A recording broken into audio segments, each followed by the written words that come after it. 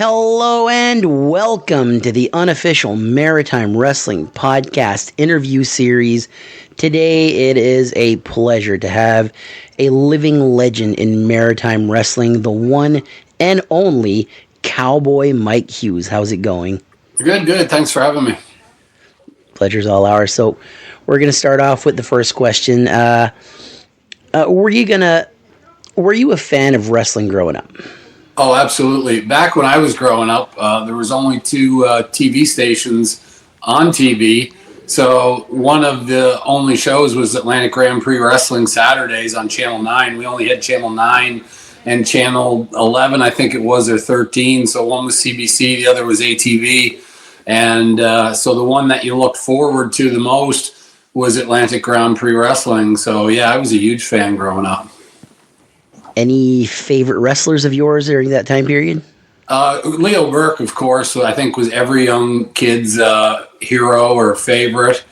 Sweet Daddy Siki, just because he stuck out so much with his charisma and the outfits and, you know, the bleach blonde hair and all that. It was something that really stuck out. But, of course, the dastardly heels that Leo Burke had to fend off with Cuban Assassin and Killer Carl Krupp were ones that might not have been my favorites, but ones that really stuck out. And, you know, you later, when you get in the wrestling business, you appreciate the fact that they stuck out so much, because that's what you want to do when you're in the wrestling business, is stand out. So, absolutely. You began your training in New Brunswick under Emile Dupree's Grand Prix Wrestling. What do you remember about the first training with Emile?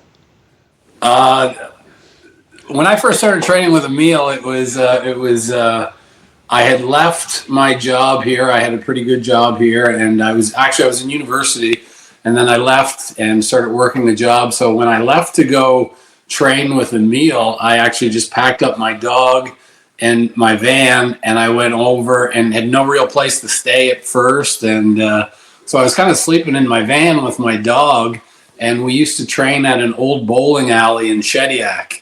And the ring was set up in the bowling alley.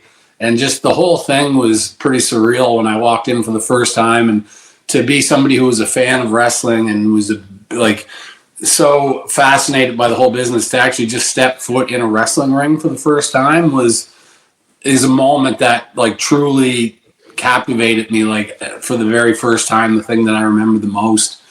And then after that, it was just really how tough it was. That how hard the ring was, how the ropes weren't like bungee cords, how they were so tight. I remember how beat up I was in the first couple of weeks just learning how to take bumps. I had bruised my kidneys. I was pissing blood for a while, and then just hitting the ropes, if you don't hit them right, and they slide up and catch you in the back, just how difficult it was. I went over thinking it was going to be extremely hard, but I had no idea just how physically demanding it was. There were a few guys helping train, I believe, Hubert Gallant and Cuban Assassin. How was it working with these two? Well, it was Hubert Gallant was the one that was there for the in-ring work. So it was myself, Rene Dupre, and Emile at first. And me and Emile has his own broken English dialect that he's not very great at describing things. So Emile would just get in the ring and he wouldn't know the name of any wrestling moves. So he would just get in the ring and he'd say, do the bloop bloop or the bing bing or the boop boop. And I didn't know what any of that was. I knew the name of wrestling moves, but I didn't know what the bing bing and the boop boop was. So he'd get in and he'd just say, do it. And Renee, of course, understood what he was talking about, but I had no idea what he was talking about. So there was a lot of mess ups and collisions, and I'll be honest, I just wasn't very good. Naturally, I wasn't a very good wrestler at first. And then Hubert came in, and Peter Smith had come in. He had just gotten back from working down in Maine. So the two of them were better at translating and explaining exactly what it was that Emile wanted. So Hubert really helped me out, as far as in the ring. And Cuban, I credit Cuban for my training, but Cuban didn't start training me until we got on the road. So, and then Cuban and I had lived together in a cottage that Emile put us up in on the Gould Beach Road, and it would be after the shows. Cuban would put a mattress down in the middle of the living room, and then like just go over some stuff there. So that's with that, and in the car rides is where the Cuban, I credit his training, or even in the hotel rooms afterwards. Him and the Beast they really took an interest in me, and the Beast really took me under his wing as well. And they would explain things to me at the end of the night, and the Beast would say to me, him and the Cuban afterwards, we can't teach you everything. If you can make one thing better, we're going to work on that until it's better, and then we're going to work on the next thing. So every night it was to make one thing better, because I didn't get great training from Emil. He taught me how to bump. He taught me how to lock up. He taught me how to do a headlock takeover. He taught me how to whip somebody off the ropes, and a little bit of kicking and punching, but that was it. I was basically thrown to the wolves, and I just went from training for a couple of months to right into 157 night straight tour. So, it was baptism by fire. And I was terrible my first year, like god awful. Like I was so bad. It was the only thing I had going for me is I was 6'5", I was 265 pounds, and allegedly a good-looking man back then. So I had that charisma to me, and I had that look to me, which was what carried me, because it definitely wasn't my in-ring work, I'll tell you that. Isn't that what they call fake it till you make it? Well, that's exactly what it was. And it was, for me, it was do as little as possible, stand there and look pretty so that nobody really exposed you. So would you say like the Beast and the Cuban Assassin would be some of the guys that really pushed the hardest for you and shaped your work ethic in the ring? I think my work ethic, I was always an athlete, and I was always a good athlete. I played like national level basketball. I played against guys like Steve Nash, Jamal McGlure, Todd McCulloch. So I played at the national level basketball. So I always had a good work ethic, but I would say I would grant them more for my in-ring psychology and my take on the wrestling business is what I would say they shaped me and molded me the most of. As far as work ethic, I'm super competitive at everything I do. I never needed anybody to motivate me ever. So my internal competitive was what really drove my work ethic, but they definitely forged and molded how I looked at the business, how I should respect the business, in-ring psychology, the things that were the most important to get over in the wrestling ring. So it was those things that they really instilled in me. So, like, you faced some veterans, like, early on, like you said, the Beast, Cuban Assassin, and, even Leo Burke. I think he made a couple shots early on in Grand Prix. Absolutely, yeah. I wrestled in Leo's last match ever. Was there? Wow. Cool. Really? I didn't know that. It was me and the Beast and Leo versus the Cuban Assassins and Gary Williams. Really? Halifax Forum. Yeah. Hell of a place to have a match like that, huh? Was there any of these veterans or even a specific match that taught you something critical about wrestling, your wrestling performance? Absolutely. The one that stuck out the most, and it wasn't for a good reason, was I wrestled my first 2 weeks with Bobby Bass, and he was such an asshole and so mean to me. And I learned that I would never treat anybody the way he treated me whenever somebody came new into the wrestling business.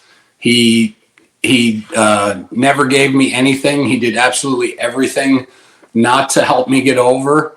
And it was Butcher Vachon and the Cuban that it was so bad the way he treated me and the way he made me look bad that I was on the verge of getting fired and sent home. And Butcher Vachon stood up and flipped out at him in the dressing room in Fredericton and said, give the kid something, you're making him look bad. The kid's trying to learn, why don't you do something? And then the Cuban spoke up for me and told Emil the same thing. And then Gary Williams and I actually had a match in Truro And Gary said, let me work with him. And that probably kept my job. Like, I'd probably not be in wrestling today if it wasn't for Butcher, Cuban, and Gary Williams. So, Wow. yeah. It's incredible. So I learned that. I learned that, you got to help people. And that was one of the biggest things that I did later on in my life, was try to do my absolute best to make everybody look good. So if you could go back and look at my body of work in the Maritimes with some of the younger guys when they were coming in, my job was, I felt it, I had to give them everything and make them look good. And as a heel, that's your job anyway.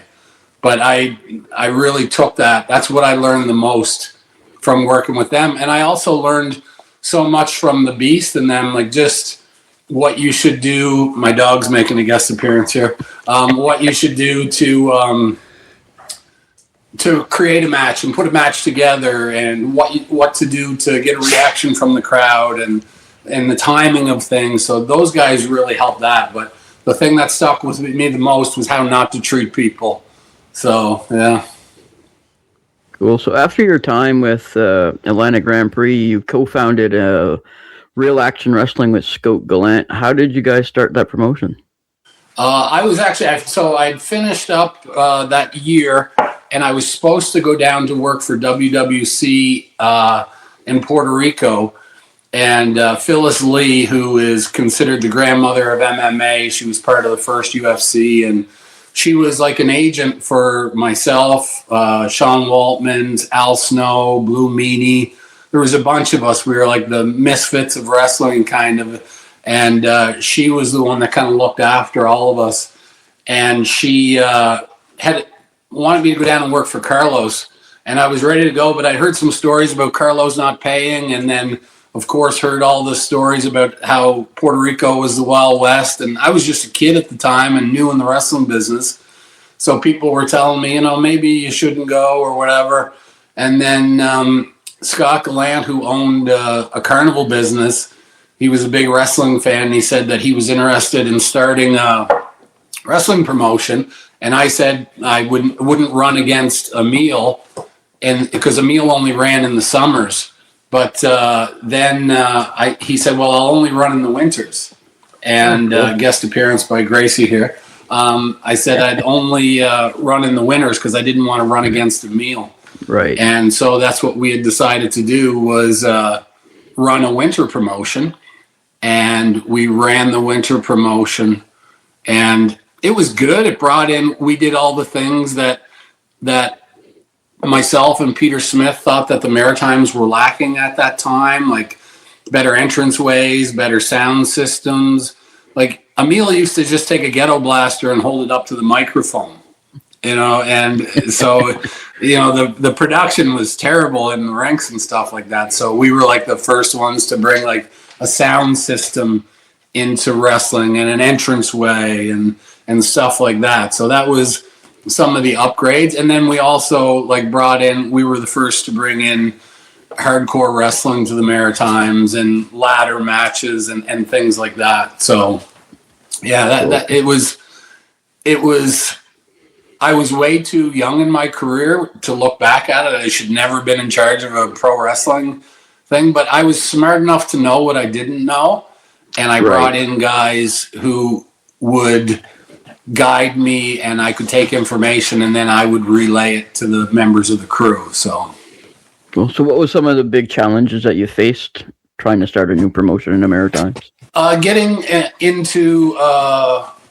Getting the travel done, actually, because it was the winter months in the Maritimes, and we had gotten caught in some snowstorms. And there was one time we were going to Cape Breton, and we couldn't see a thing.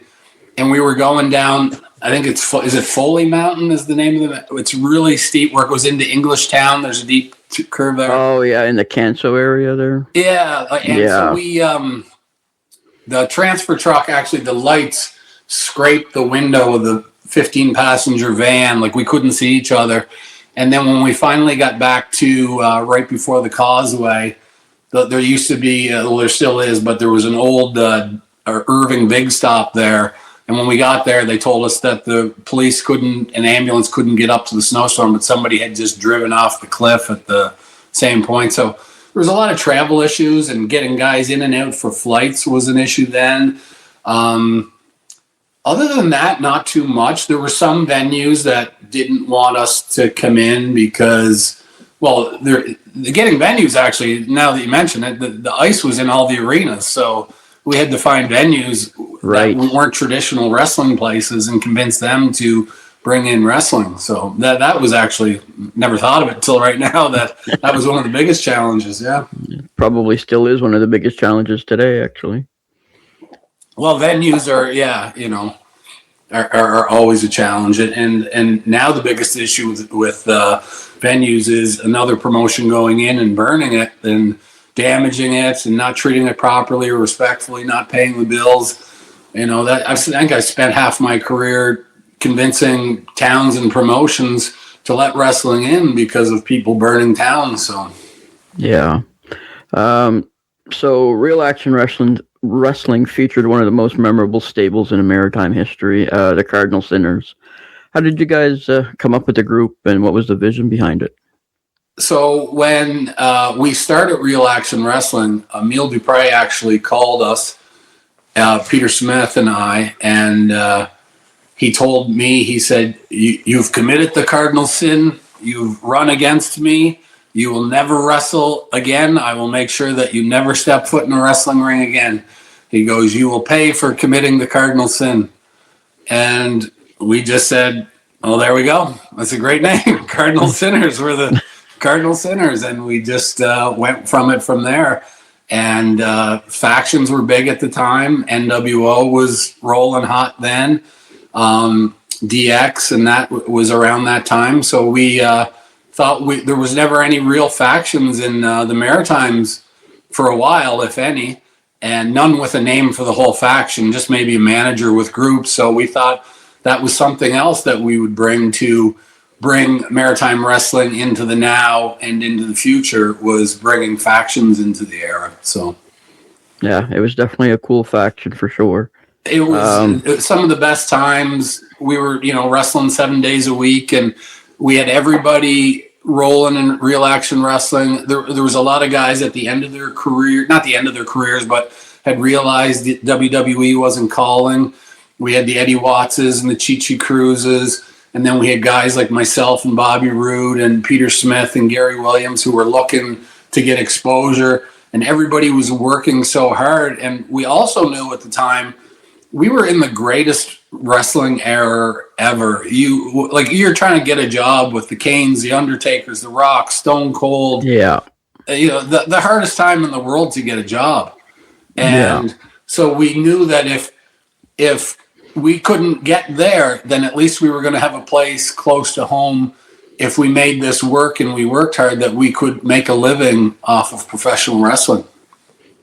Absolutely. You spoke about Bobby Roode. He would go on, obviously, to have international success. What do you remember most about his work style even back then? And did you guys have an idea that he would go on to have the career that he did?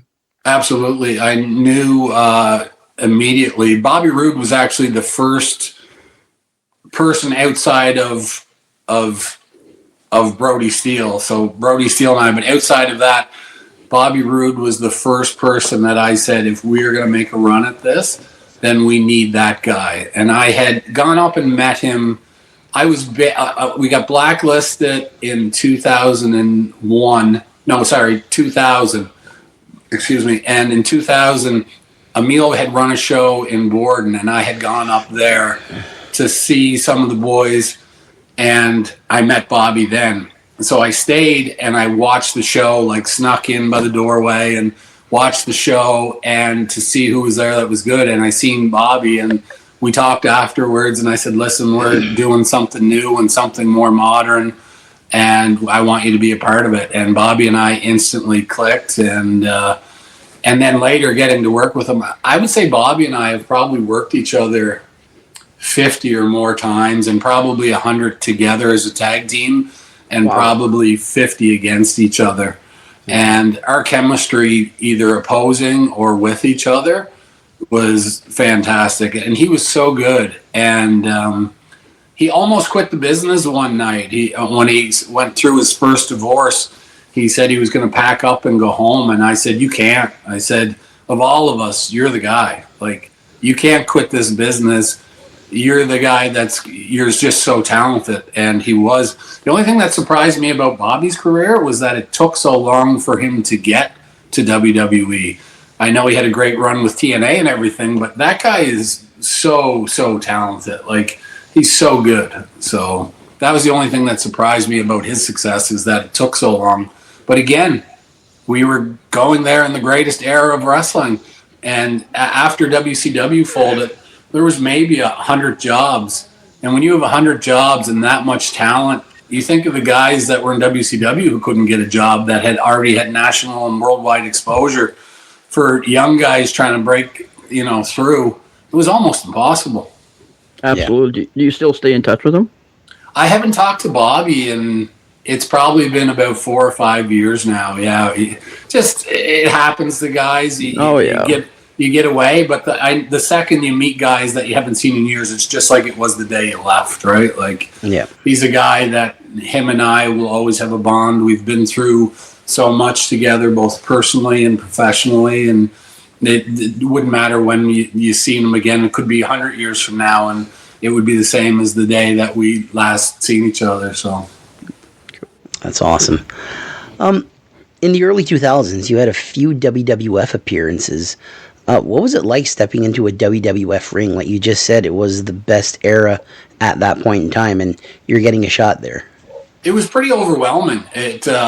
To see the production and the setup and everything, and then get in the ring and you go out in the afternoon. And back then, it wasn't like it is now, where the people that are getting tryouts are kept away from the talent. You were sharing a dressing room with people.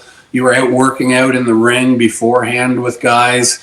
So, everybody was standing around the ring and they'd be watching you. And it was pretty intimidating when you're in there and you just step foot in the ring and you go to lock up. And Bobby and I were working out, and I think Renee was there for a little bit, and because he was somebody that I knew, and Jamie Noble and Tyson Dukes and Mark Bottolucci and us were working out in the ring, and then Chuck Palumbo was like doing some stuff with us as well. So when you have all these people, Sergeant Slaughters and everybody standing around the ringside, Fit Finley and these guys watching you, it's pretty intimidating. You want to make sure that you don't mess up even when you're just rolling around the ring, right? So yeah, it's pretty overwhelming. And then when Raw started, the same thing. I was the first match on Raw that night. So it was myself and Tyson Dukes, but it was amazing because I got to do it in Halifax. And when the Cardinal Sinners chant started and the Kowboy chant started, I think everybody was like, who the fuck is this? Sorry, who the fuck is this guy? Like, we don't know who he is. Like, nobody in the back knew who I was. But then when the crowd started chanting, and that's what got me the thing the next night on Heat was Sergeant Slaughter came to me afterwards and he said, Vince Sr. over. He wants you to work tomorrow night on Heat, I think it was. It was a SmackDown brand, but I think it was Heat.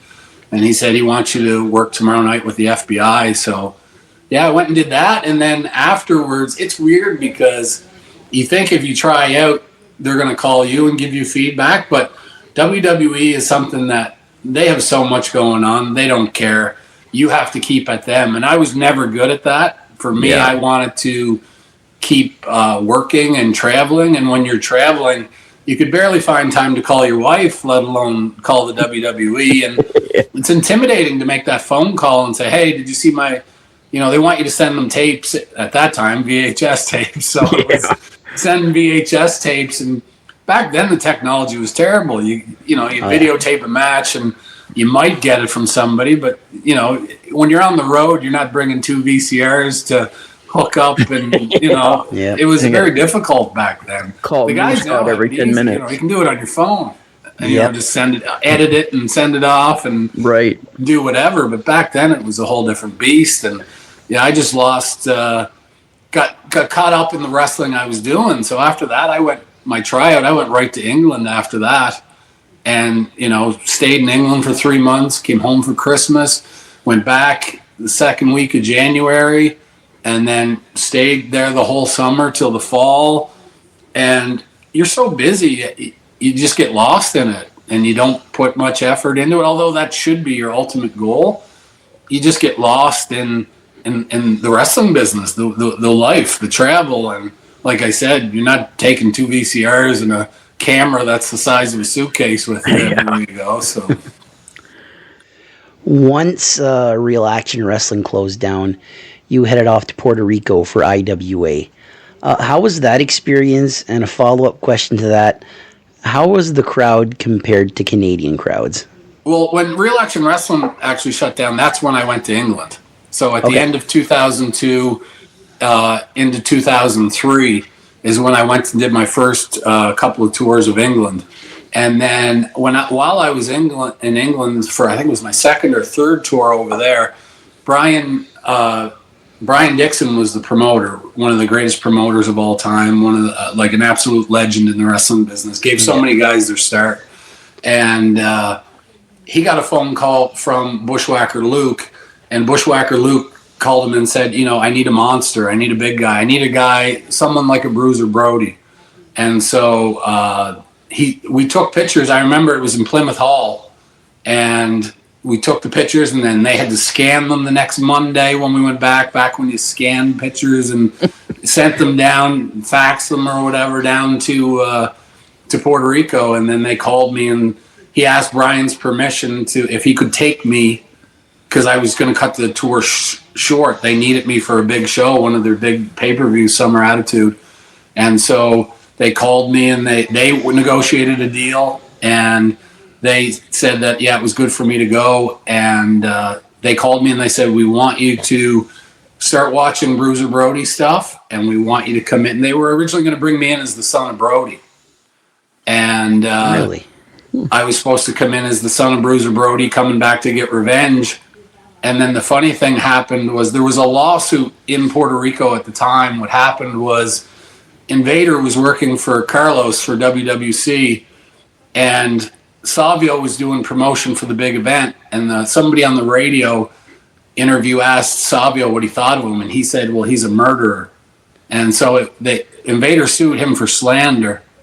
And so it was like $1 million lawsuit, but they settled out of court because WWC at the time was only drawing 300 or 400 people, and IWA was doing 10,000 every Saturday night in Bayamon, and their big shows were doing 26,000, and like the crowds were incredible down there. So they settled out of court for Invader to come across and be one of the main characters.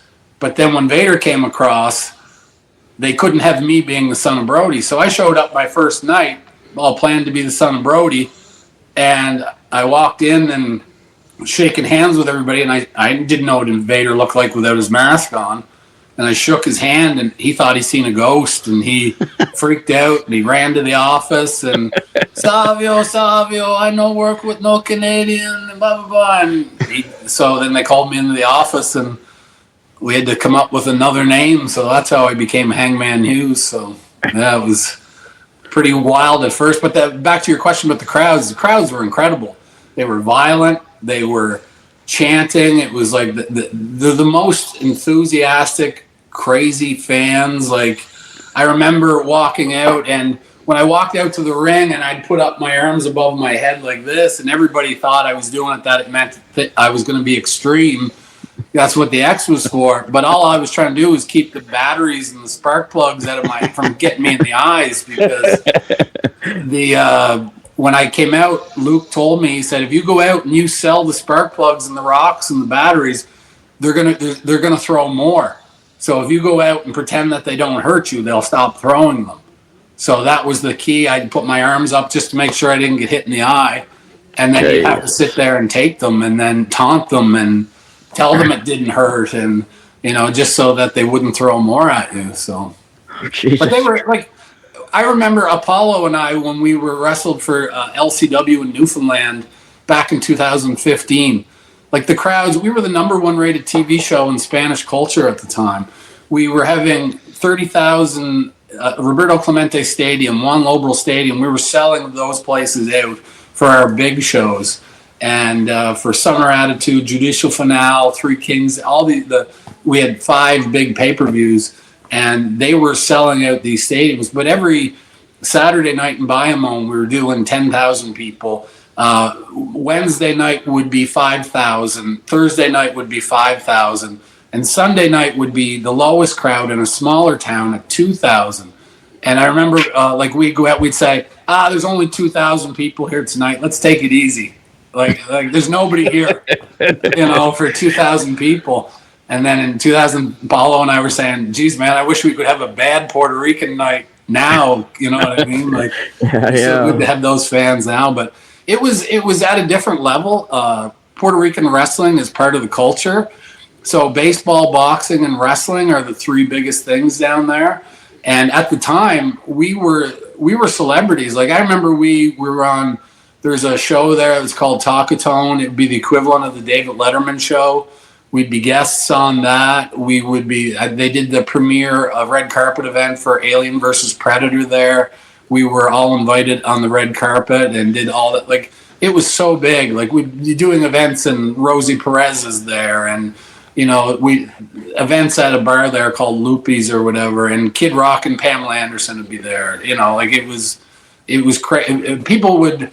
Daddy Yankee would stop by backstage and buy a moan to see what was going. Like, he wanted to be a part of the whole thing. And if you look, he's got they shot a video with Snoop Dogg, Home of the Gangsters, and the IWA belts are on Daddy Yankee when he's walking through. Like, we're down there for like those. It was such a huge part of that. It's funny. Like, Apollo told me that I'd never heard of Bad Bunny before. And Paulo said, do you remember that kid? He used to hang out at the back of the arena and ask for autographs. I don't remember. I didn't know who Bad Bunny was. I didn't know who Bad Bunny was till a couple of years ago. But apparently he was a big IWA fan. So cool. I remember first time I ever saw you was in Grand Prix. I was like 10 years old. And then a few years later, the Fight Network had IWA Puerto Rico. And it was during that time, like Ricky Banderas was there and all these different guys. And I remember Hangman Hughes. And I'm like, why does that guy look so damn familiar? And one thing that I remember is you were the IWA Hardcore Champion. And you got quite a push in Puerto Rico. Do you think it's something that you could, if you would have stayed longer, you would have went up the cards even more? I was supposed to be the Intercontinental Champion next, and then they were going to put the tag straps on Bison Smith and I, and they wanted us to be the Hanson and Brody of that era. Okay. And then they were going to put me in the title picture, the heavyweight title picture, but they were that's smart booking, how they move you up, right? So yeah. Hardcore, and I had some incredible feuds down there. I had a feud with Vampiro. I had Ricky Banderas, Apollo, Shane Sewell. Like, these are guys. Ricky Banderas is a legend in Mexico, absolutely. Right?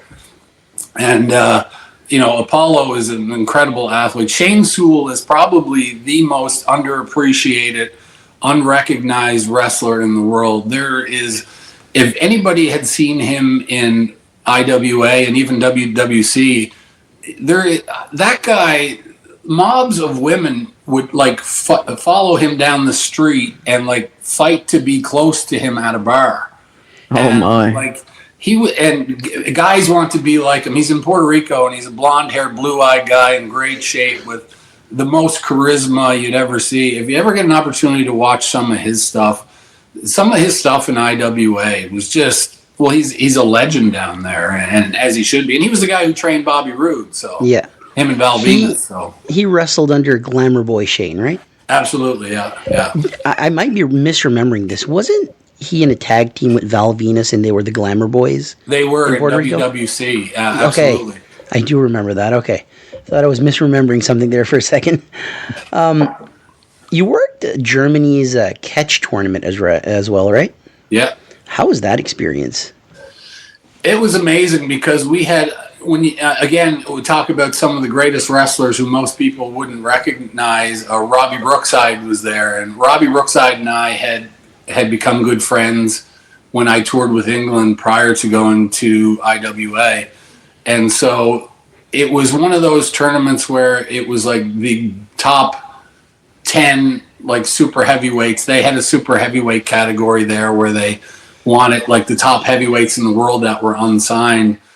And so just to get invited, and I got to hang out. I got to wrestle Dave Taylor. I got to wrestle Robbie Brookside. Became really good friends with Kendo Kashin. It was at Rick Steiner. Like, it was funny to me. I met Rick Steiner in the airport, and he didn't know who I was, but he looked at me. He just came up to me and he said, "I don't know who you are, but I know you're somebody." He goes, "Are you don't happen to be going to the wrestling tournament here?" I said, "Yeah." And he goes, I said, "I know who you are." You're Rick Steiner. And he said, "Yeah." So we hung out at the airport, and we had a lot of laughs and had a lot of fun. Lash LaRue and I, became good friends while we were down there at the time too. He had just left WCW, and Big Vito was in that tournament. Thunder from Europe, who basically is the spitting image of the Warlord, except he could really, really work, but looked exactly the same. 315 pounds, but he was probably only 6'3", maybe, and not 6'7" or whatever Warlord is. But it was just incredible. And the fact that it was at the Schutzenplex and there was no traveling, it was in the same venue every night, and it was a big festival around it. So I think it was 14 days. That was the last long one that I got to be a part of. So after that, I think it was only a weekend, it was amazing. Like, just the whole Drew McDonald, who is an absolute legend and responsible for most of the Europeans in WWE, for getting them jobs and for giving them a leg in, like the Drew McIntyres and the Sheamuses and all those guys. Drew McDonald was the backbone behind that, and he was a guy that was amazing to me, like really looked after me when I was in Germany. So yeah, it was an amazing experience. I was glad I got to be a part of the last big German catch tournament. Sounds like a fantastic opportunity. Oh, it was amazing. Speaking of international stuff, you spend a lot of time in Japan, and they've got a very unique wrestling culture over there. What was it like for you to be in Japan? I absolutely love Japan because I love the training part of it. So I originally went out to the LA dojo when it was the Inoki dojo, and got out there. When I first got out there, it was we were training for a bit, pro wrestling and everything like that, and then ended up doing a lot of MMA training. Fujita was getting ready for his fight with James Thompson, and so me being almost the same side, Fujita and I did a lot of work together, getting ready for that. So him and Kendo Kashin, we did a lot of jiu-jitsu, a lot of pad work, a lot of conditioning. So just getting to work with those guys and to be able to train at that elite athlete level and hold my own too, you know what I mean? Like, to be able to not just be there, but to be able to push these guys. And, it was a real feather in my cap. And that's what eventually got me sent over for the G1, was when the Inokis seen me in there with Fujita. And I think the original part was, it was like a thanks for helping with, the training and all that, of having a big body for Fujita to lean on, kind of, and to lean on him. So yeah, it was the biggest test of my life. The first day, I don't think I could walk. I forget what it's called, but when your body breaks down its own muscle and you start pissing like Coca-Cola, and my whole body seized up, and it was great. Like Kashin and Fujita and Jose Moreno, they literally carried me, put me in the ice tubs, and then took me out and put me in the sauna just to get my body re-going again. So, it was an amazing test of will. It was an amazing thing if you want to get to know yourself, train at that level with some of the baddest dudes on the planet. And, you really find out what you're made of real quick, and whether you're cut out for going to Japan or not, and if you're ready for dojo life. So that was the first part. And then I went over for the G1, and the G1 was my first night in the G1. I'm in Sumo Hall, sold out. And, you look at the booking sheet, and I can't read anything in Japanese. So Kashin, who really looked after me over there. And there was a referee named Black Cat. He was a Mexican that was part Japanese, and he worked for CMLL too, and he was amazing to me, God rest his soul. And he, explained everything to me and ref my match, and it was an absolute amazing experience. Yeah, I hated the gimmick they gave me, like the mask and the straight jacket and all that, but when the promoter tells you, well, you can wear this and go work for New Japan, or you can stay home. Yeah, what do you want? Do you want me to put on a dress? Sure, Yeah, exactly. I'll wear whatever you want to get a chance to go over. It's funny though, like years later, Cole Cabana said to me, he goes, "Can I ask you a question?" I said, "Yeah, sure. Why did they not let you be you?" And I was like, "I have no idea. I didn't question anything at the time, right?" And you just went with what you were given and tried to make the best of it. So it was a hard time to try. New Japan was in a bit of chaos at the time. They were rotating bookers actually at that time. They brought me back over for another tour, and I did another tour over there for, I think it was 3 weeks or 4 weeks, and the booker I think changed like 3 times while I was there in 3 weeks. It went from like Strong Machine to Ricky Choshu to, I forget who it was at the end, to be honest with you. It just got juggled around so much, and then a bunch of us, they were going to re-sign us to contracts, myself, Harry Smith, and then they needed the money for Brock Lesnar, so they were doing the whole Kurt Angle Brock Lesnar thing, and then there was a sale, and they sold the Hughes, I think, right after that. So everything just it was bad timing. It was the right place at the wrong time. But it was an amazing experience. Again, got to live in the dojo. They put me up at Shinjuku Towers, which is this super luxurious hotel. And it was way too fancy for me. So I actually asked them, I said, like, this is too nice of a place for me. Like, I'm a guy from PEI. Like, can I just go live at the dojo? And they're like, yeah. And so, but I got to train there every day and got to roll with guys, and, got to really know Minoru Suzuki, said, please sit here with me. And I got to sit beside Minoru Suzuki and, just chat with him, and Jushin Liger and guys like that. And Yuji Nagata, those guys were like so nice, like the biggest stars in the world, and were so humble and nice, and, really tried to make you feel like welcome there. So. Sound like a fantastic opportunity. Oh, it was incredible. Yeah.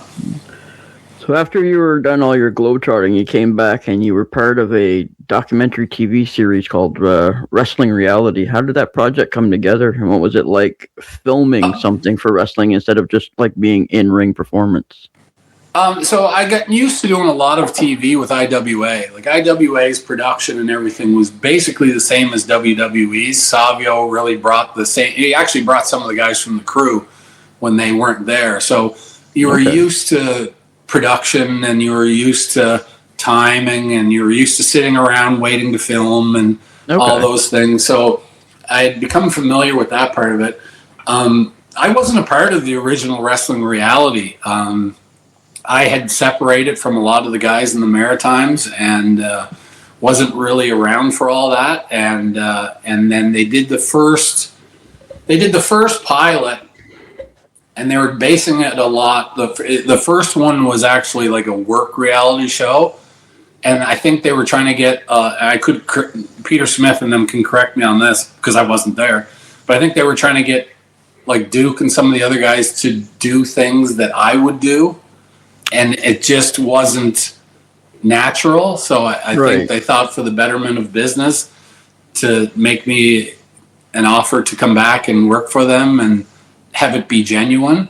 And then whenever I went there, it was reality TV. And the tough thing about that is you have to watch everything you say, because you don't want to offend somebody, and you have to try to protect your brand and your image, but still try to give people the genuine effect of what it's like to be a wrestler at the same time.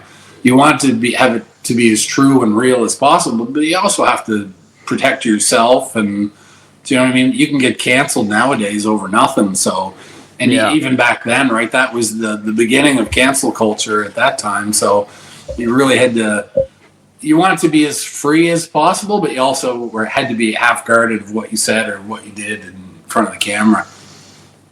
Yeah, for sure. 2009, you started Red Rock. What motivated you to start your own promotion? Working for a lot of shitty promoters in the Maritimes. So, back to what I said earlier, I spent most of my time patching up towns and trying to convince towns and arenas that, wrestlers weren't greaseballs, and we weren't all carnies, and we weren't all con artists, and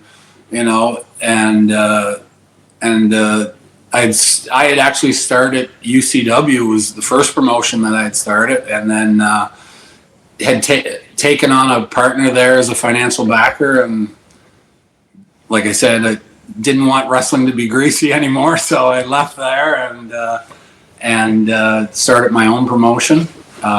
Difference of opinions on wrestling and how it should be conducted, and so I went and I started Red Rock Wrestling, and I went in with the goal of we were going to have good wrestlers, we were going to have people that were going to give back to the community, and we were going to have a wrestling show that we did charity work, we did appearances in hospitals, we did all the stuff that needed to be done in the community, because you can't just ask the community, oh, I'm putting on a wrestling show, come out and support me. Well, but I'm just going to take your money and I'm just going to sell you my merchandise, and then I'm going to go pack up my ring and on to the next show. It's a give and take relationship, and you really have to work in the community. And what I knew a bit about, but not to the extreme that I did then, is the most rewarding thing in the world is be able to give back to the community.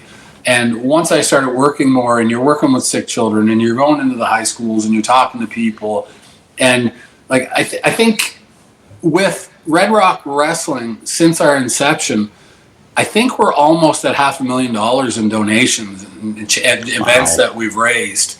Like there's some checks, like these big checks all over my house here for $12,000, $20,000, $25,000. There's all these things that we've done since we started Red Rock Wrestling, and that's been very rewarding.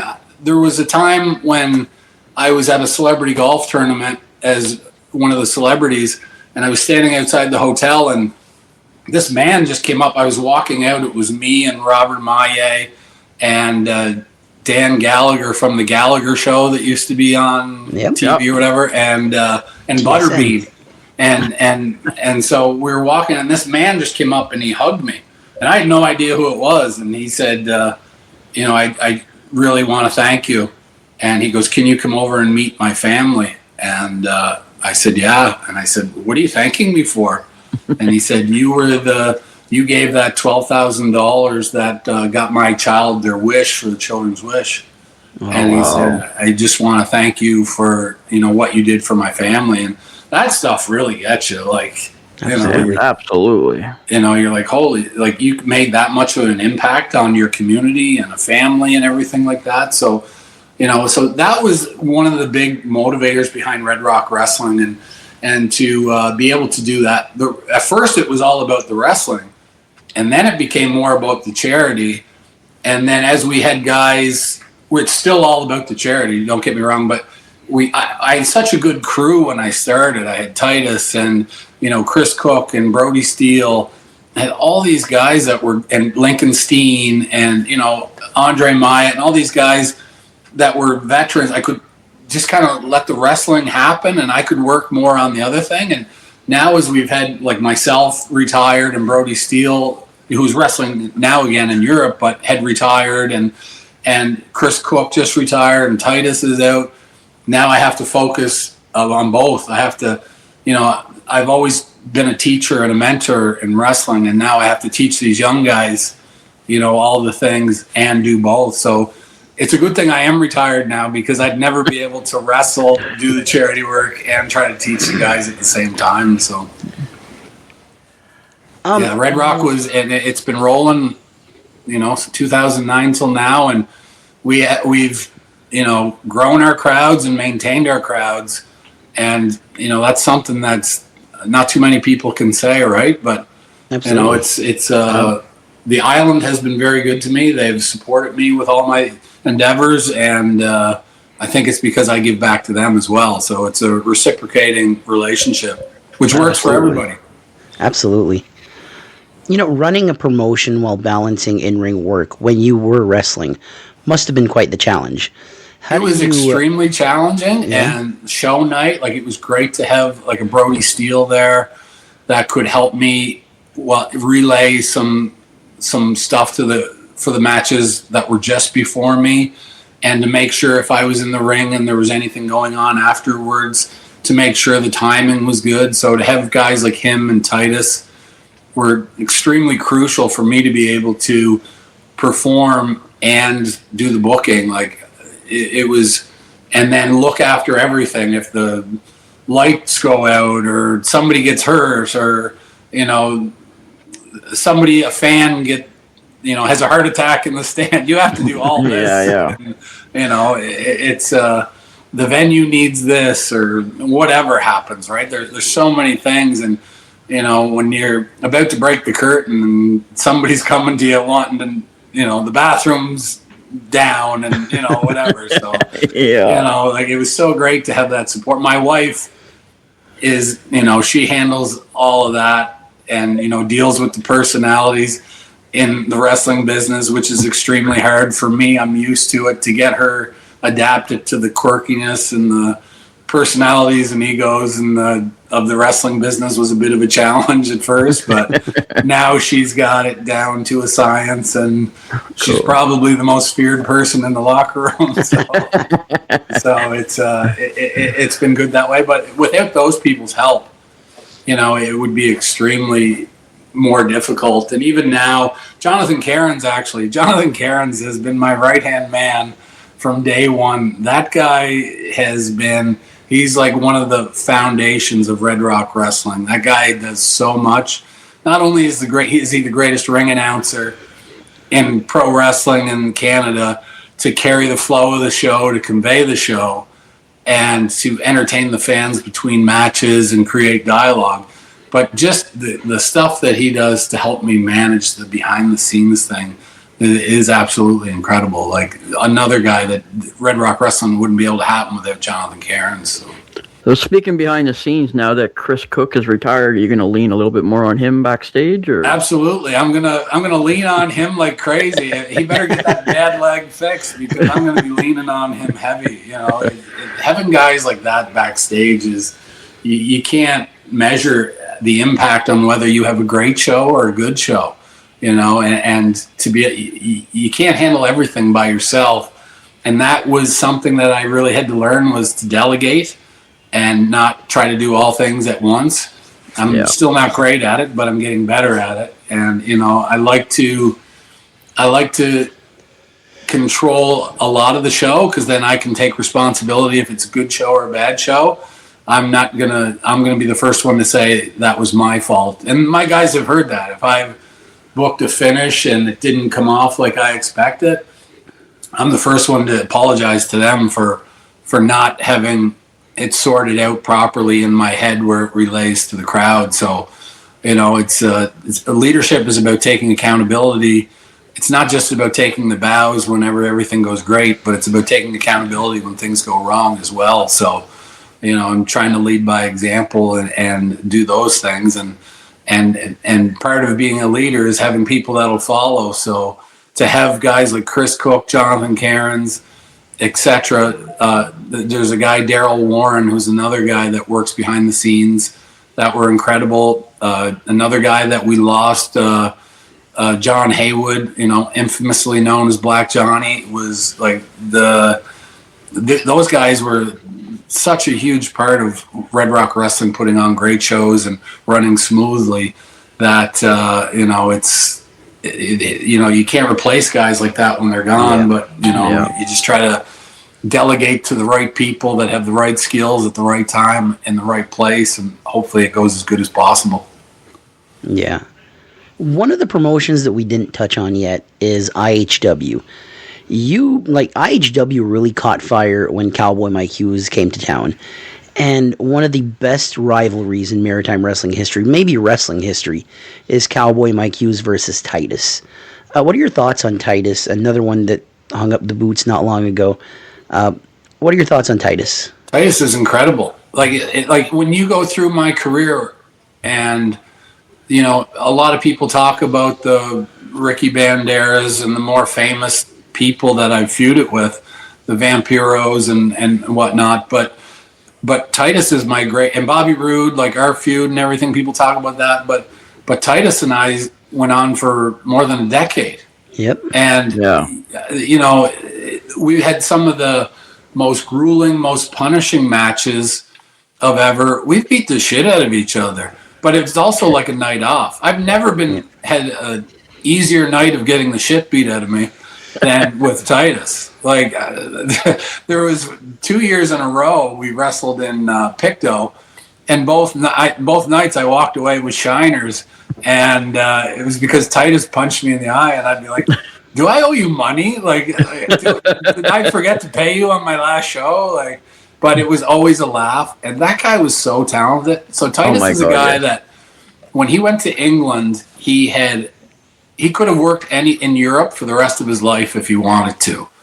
But he had that open invitation from every promoter, and he could have been one of the biggest international stars like that had ever come out of the Maritimes. But he wanted to come home and go back to Moncton, and he made that decision.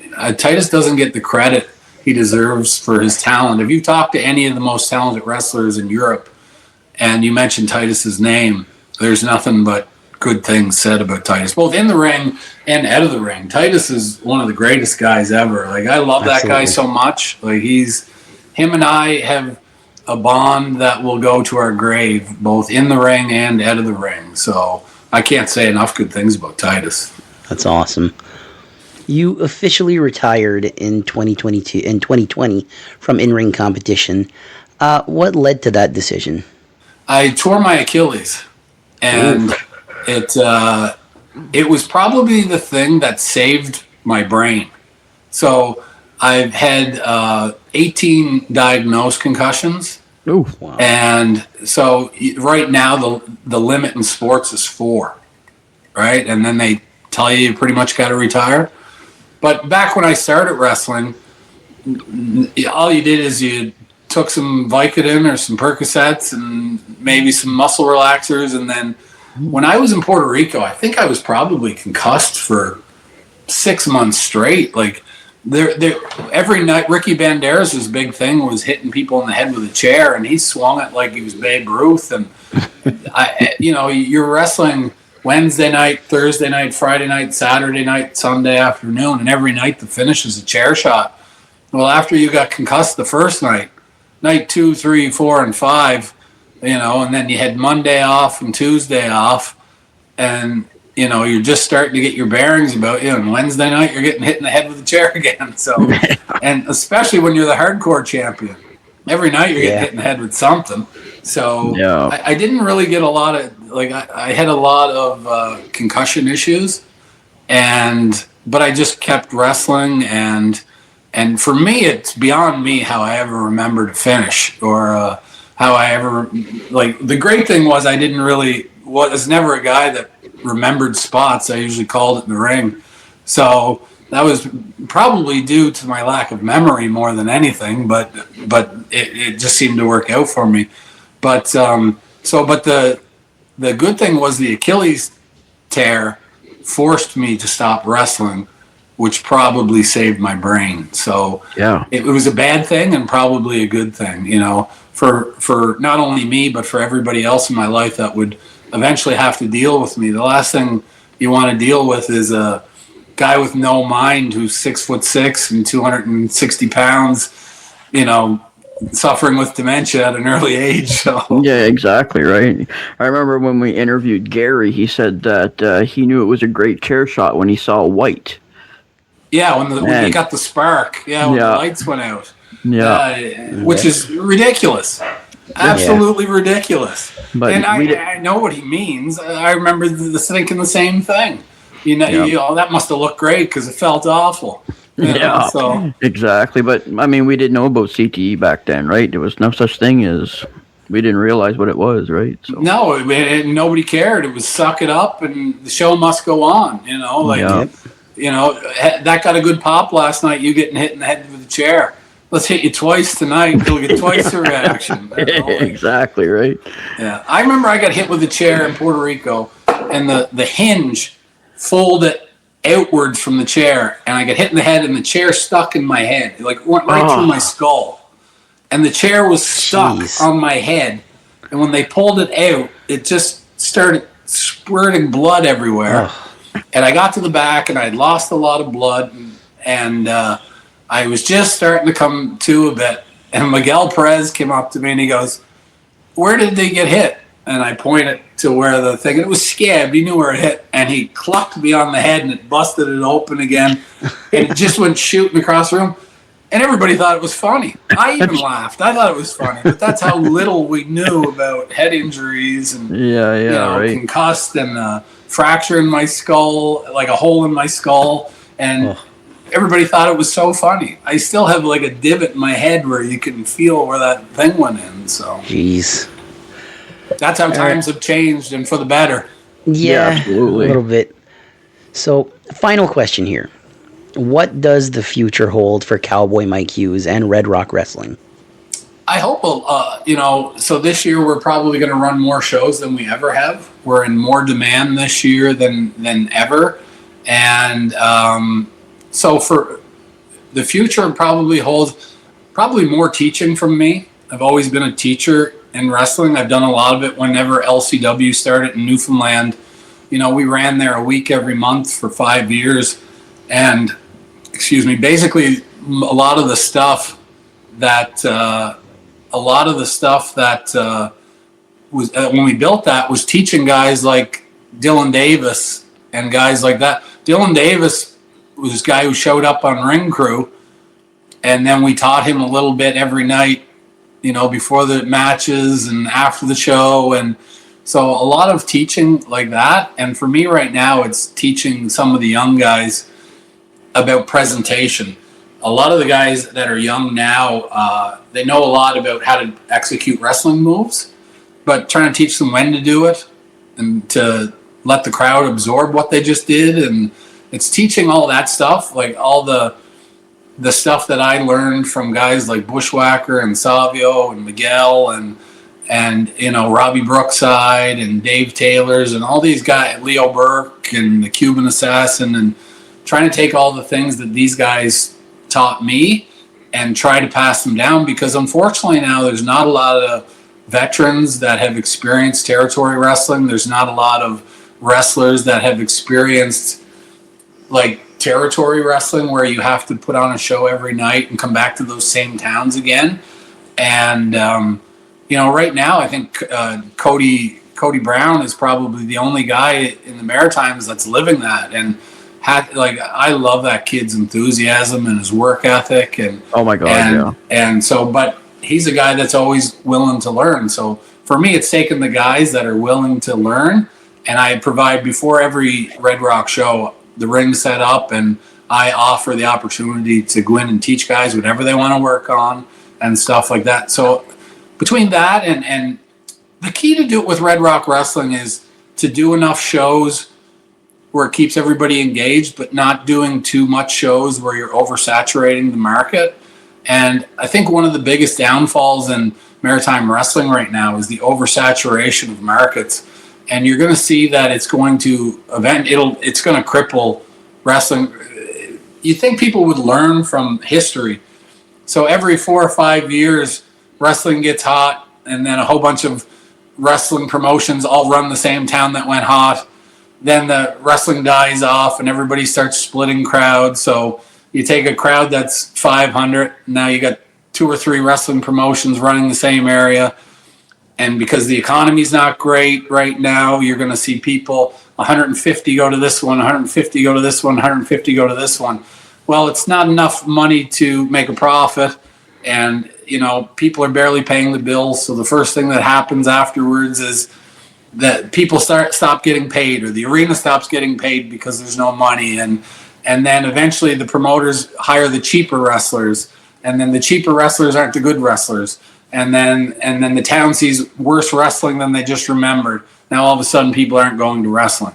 Yeah. And then it takes wrestling to go away in a town for 2 or 3 years, and then somebody has to start up again and start building a crowd up again, and they start with the 150 and then go to the 250 and then to the 350 and 500, and then 3 more promotions come in and start running it again, and it starts over like every 4 or 5 years in the Maritimes. And it's just, if people would just learn, like, okay, if that guy's running that town and he's got it going well, let me help him, and I'll build this town, and I'll do this town, and I'll do this area. And if everybody just worked together, I think if you go back and look in Slam Wrestling articles, there's an article, I think it was 2010, where I tried to get the territory, like, have everybody just look after their own area, and we all work together, and we book flights together and travel tours leading into one another.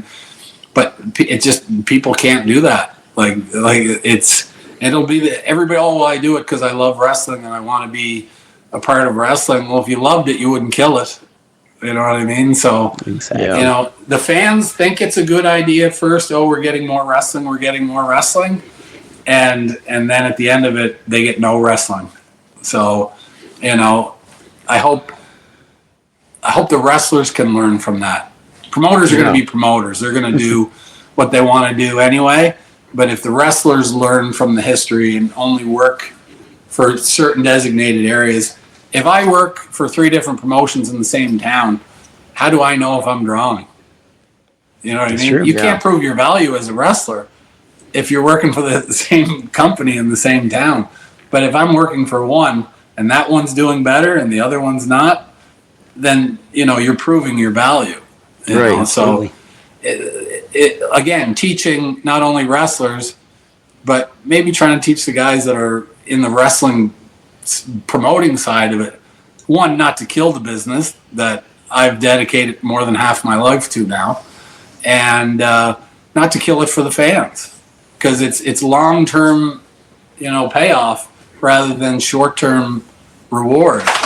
And, you know, hopefully those are things that I can teach that will make Red Rock Wrestling successful, and will take Kowboy Mike Hughes into the next 20 years, hopefully, of teaching and promoting pro wrestling and putting on good shows. So hopefully that's the end game, right? Absolutely. Well, this was an absolute pleasure for us. You were the most in-demand wrestler that we had asked by fans to interview. So thank you very much for doing this. You're welcome. Yeah, it was a pleasure. Yeah, so it's always great to chat about the wrestling business, and more importantly, to chat about maritime pro wrestling. Like I said, I've given more than half of my life to maritime pro wrestling, and it was always something that I came back to and tried to provide guidance and pass on the knowledge for what I learned from the great opportunities that I had around the world. So, you know, it's always my pleasure to talk about pro wrestling, and if it can promote maritime wrestling. Awesome stuff. Well, with that being said, thank you once again to Kowboy Mike Hughes. If it wasn't for Kowboy Mike Hughes in the 2000s and the 2010s, maybe maritime wrestling isn't here right now. So a big thank you for that. And we will all see you next time. Take care. Cheers. Thanks for tuning in to the Unofficial Maritime Wrestling Podcast.